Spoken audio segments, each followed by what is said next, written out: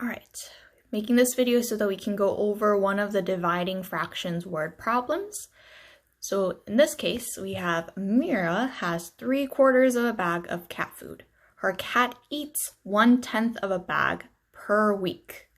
How many weeks will the food last?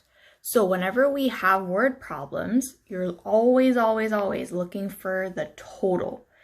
Whenever someone has a certain amount, you can always assume that is your total because whatever you have in your possession is the total amount that you can use or divide or separate into equal groups. So I organized the information with the two numbers that they gave me. First, she has 3/4 of a bag, which means whatever you have, that's how much you have, the total amount that you have to use. So this, is your total. Now, the cat eats 1/10 of a bag per week. Remember, per means for one, which means that if the cat eats 1/10 of a bag per week, this is how much the cat eats in 1 week.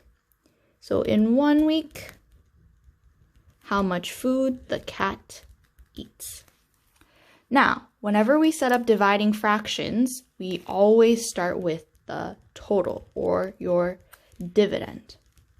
And then you can divide this by either either by number of groups or the amount in one group. Problem, your total is 3/4 of a bag. And then in 1 week, how much does the cat eat? 1/10 of a bag.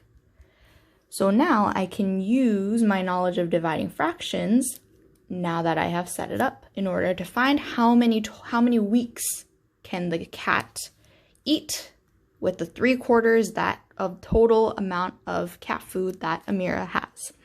Remember, we use keep, change, flip. Keep 3/4, change the division sign into a multiplication, and flip your second fraction. Multiplying fractions, you can multiply numerator times numerator, which is 3 times 10. Multiply denominator times denominator, which is 4 times 1. Get 30/4.